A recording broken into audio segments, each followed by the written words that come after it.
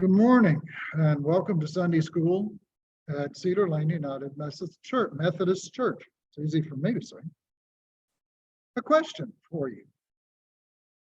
Did you ever get in the middle of a project and get interrupted? Something drew you away? Or have you got stuck trying to figure out a solution to something before you could complete what you were really planning to do? Have you faced discouragement because things didn't go as planned and you had to do X, Y, and Z before you could do what you intended to do at X? Well, sometimes for me, it feels like that happens all the time. And that's kind of where we find the Israelites in today's lesson. Stuck. Zechariah is trying to get them unstuck with his prophetic encouragement from God. Okay, so where are we in history? We got to get a context for what's going on. In 537 BC, Cyrus allowed 50,000 Israelites to return to Jerusalem to rebuild the temple.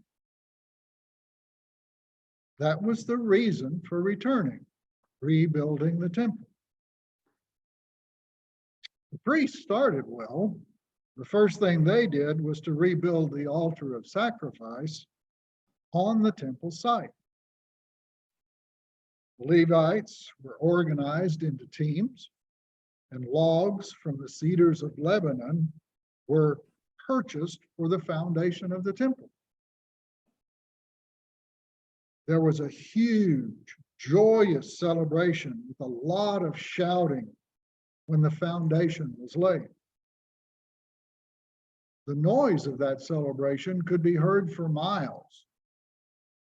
For those of us in Knoxville on UT game day, think about that only without all of the modern noise that we have, cars on the road and everything else.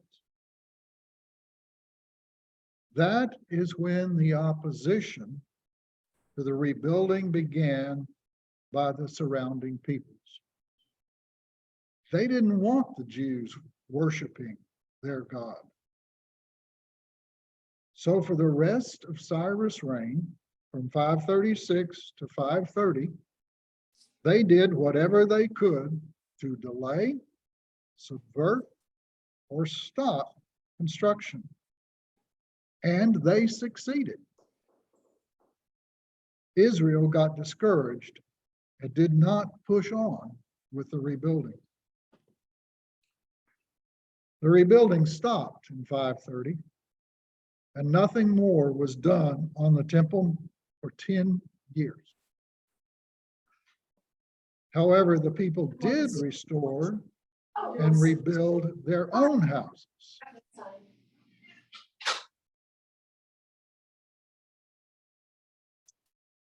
And villages. They planted crops and raised cattle. Life went on, but the rebuild of the center of their worship, the temple, where God said he would put his name, was idle. That choice came with consequences, which the prophet Haggai discusses in the first chapter of his book, which is right before our lesson book today. And it gives insight into how God looks at the choices we make.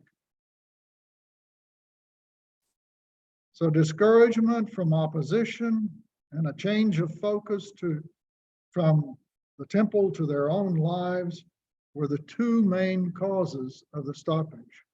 And the second was probably more to play in it than the first. The story of that's found in the books Ezra and Nehemiah, the whole story, if you want to read it. Haggai and Zechariah were contemporaries.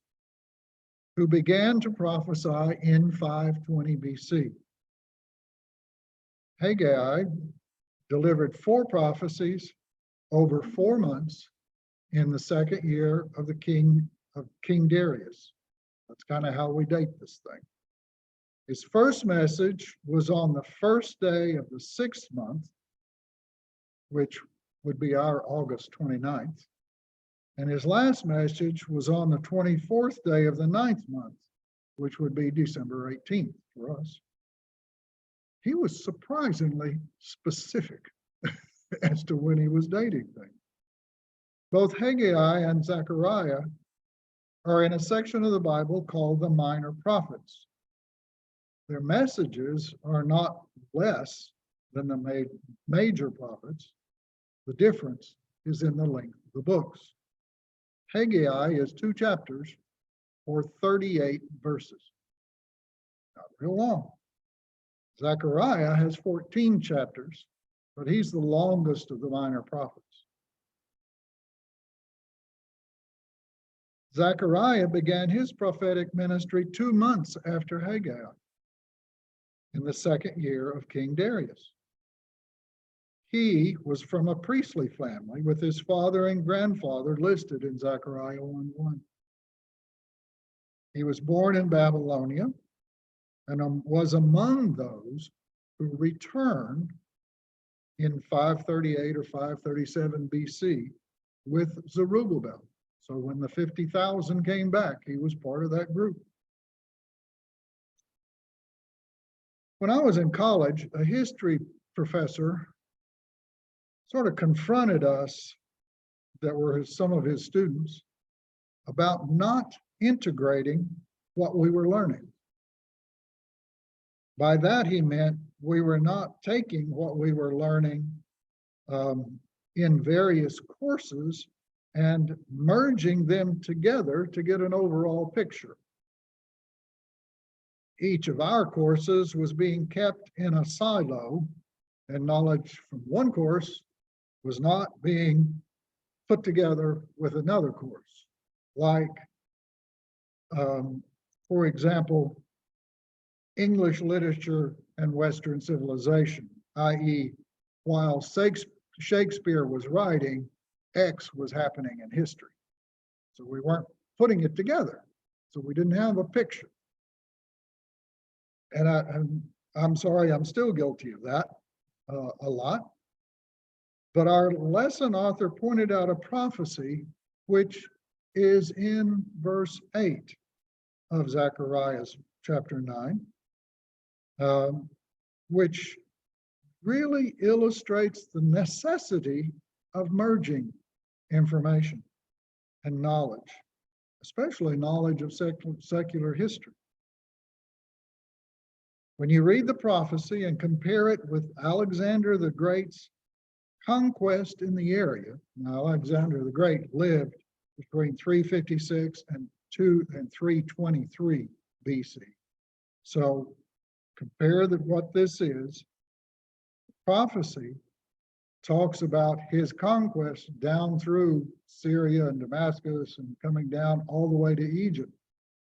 And it follows the prophecy exactly, even to the point that he did not invade Jerusalem. Jerusalem welcomed him. He came up for a visit, went on down the road to Egypt. That prophecy occurred 200 years before it actually happened.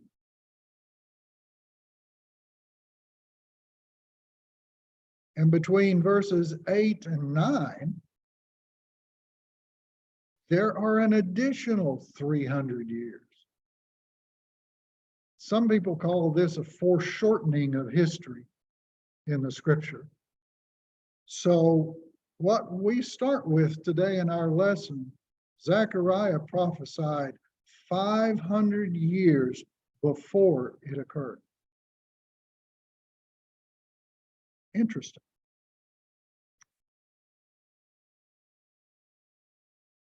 So I'm going to read our lesson text today so we can go from here. This is Zechariah 9, verses 9 through 13 and 16 and 17. Rejoice greatly, daughter Zion. Shout, daughter Jerusalem. See, your king comes to you, righteous and victorious, lowly and riding on a donkey, on a colt, the foal of a donkey. I will take away the chariots from Ephraim, the war horses from Jerusalem, and the battle bow will be broken. He will proclaim peace to the nations. His rule will extend from sea to sea and from the river to the ends of the earth. As for you, because of the blood of my covenant with you, I will free your prisoners from the waterless pit. Return to your fortress, you prisoners of hope. Even now I announce that I will restore twice as much to you. I will bend Judah as I bend my bow and fill it with Ephraim. I will rouse your sons, Zion, against your sons, Greece, and make you like a warrior's sword. The Lord their God will save his people on that day, as a shepherd saves his flock. They will sparkle in his land like jewels in a crown. How attractive and beautiful they will be. Grain will make the young men thrive, and new wine the young women. All four Gospels mention the triumphal of Jesus into Jerusalem on the colt of a donkey, which Zechariah prophesied. Matthew 21:5 quotes Zechariah word for word. John 12:15 quotes a portion of 9:9. And if you remember the story, Jesus sent his disciples ahead into a village where they would find a donkey with its colt. He asked them to bring it to him. As we look at what's being said here, there's an example of parallelism in Hebrew literature. And we've mentioned parallelism several times over the past several months. And here is another example of it in the words rejoice and shout and Zion and Jerusalem. Rejoice and shout are not saying two different things. They together convey the idea of celebration. Who is to celebrate? The daughter of Zion or the daughter of Jerusalem? Well, Zion and Jerusalem are the same thing. Just two different words referring to the same people. And why are they to rejoice and shout? Because the king is coming?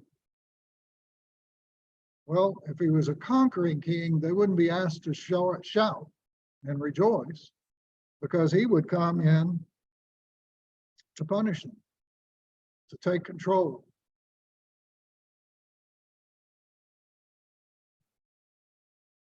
Conquering kings don't ever come into town on a donkey. They come in chariots, they come in on horses, big wide horses, and they ask people to do things immediately. Donkeys were always for common people. This prophesied king is different. He is righteous. The meaning of that word is he is just. Justice will be a hallmark of his reign.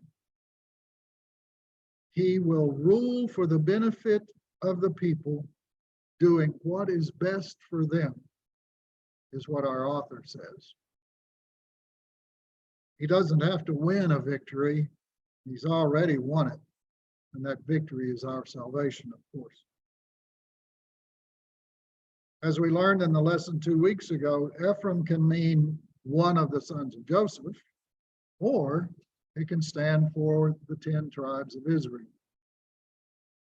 In verse 10, it means the 10 tribes. Just as Jerusalem doesn't mean the city, but Judah and Benjamin. Verse 10 proclaims a time of peace where the instruments of war are removed from the land and peace is announced to the nations. Our author pointed out a subtle change in this verse. Verse 10 starts with, I will, and in the middle changes to, he will. The peace proclaimed is not just for the Hebrews, it is for the entire world, all the nations. Looking around today, we know that a good part of that prophecy has not come true yet. However, Jesus has made peace between God and man through the shedding of his blood. That peace is available now to all who will accept his sacrifice. There will be a day when the nations enjoy his peace. To what does the blood of my covenant with you refer? Is this a reference to the Mosaic covenant, or is it a looking forward to the redemptive work of God's Messiah? Given the context of the other verses, I think it looks forward to Jesus. We commonly use the phrase, that's the pits, meaning something discouraging. Something bad happened. And in ancient days, that pit was a place of punishment. The prophet Jeremiah was actually thrown into a waterless pit by the king as punishment. It's a place where there is no way out and nothing to sustain your life, not even water. Joseph was also thrown into a pit before his brothers sold him into slavery.